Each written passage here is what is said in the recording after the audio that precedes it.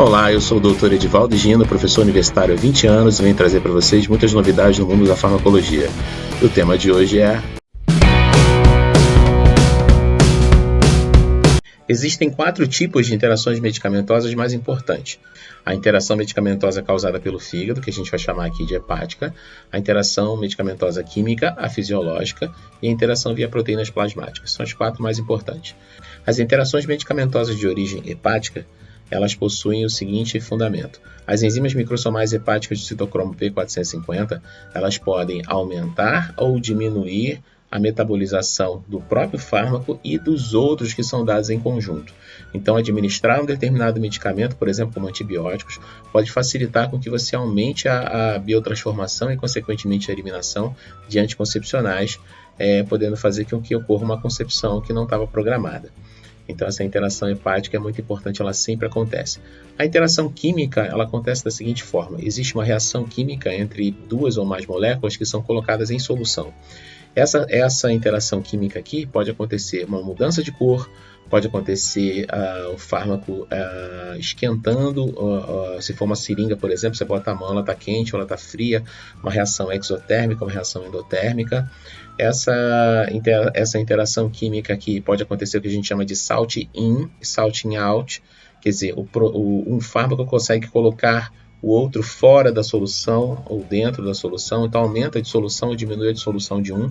Por exemplo, quando você pega um fármaco muito lipofílico, como por exemplo o midazolam, e você dilui ele na mesma seringa com furosemida, que é muito hidrofílico, um tem afinidade por lipídio, outro por água, de maneira muito importante. Os dois não ficam em solução. Você vai perder o conjunto, se você colocar isso dentro de um frasco de soro, você vai perder o conjunto, vai ter que fazer de novo. De preferência, nesses casos, você muda o horário de administração, se é realmente necessário usar, né, os dois, muda o horário de administração para que eles não se encontrem, ou se encontrem o menos possível, e muito menos coloque na mesma via, que aí não vai dar.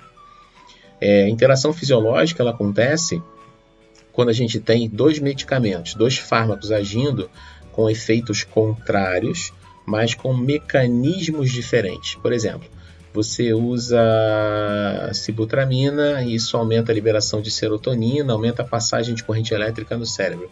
À noite usa, diazepam para diminuir a passagem da corrente elétrica no cérebro. Você terá o efeito dos 2 fármacos competindo. A gente evita dar os 2 ao mesmo tempo. A gente separa, como eu falei, por horário. Pela manhã, o que vai aumentar a corrente, que você vai ter que estar mais ativo, e à noite, para dormir, o uso que diminui a corrente.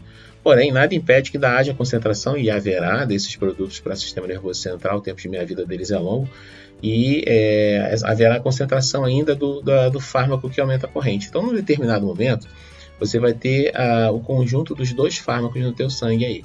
Mesmo em concentrações mais baixas, de 1, você vai ter isso. Então, você pode ter uma interação medicamentosa fisiológica aí.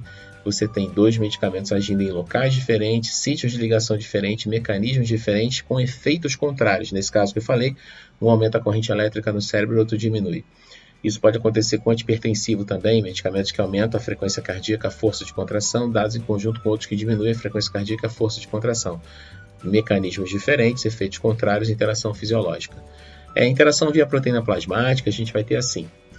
O fármaco que estiver ligado à proteína plasmática, ele vai ficar passeando com ela dentro do vaso. Você vai ter um vaso sanguíneo, vai ter uma proteína, a proteína grande, a proteína não sai do vaso e o fármaco vai ficar aqui, ligado.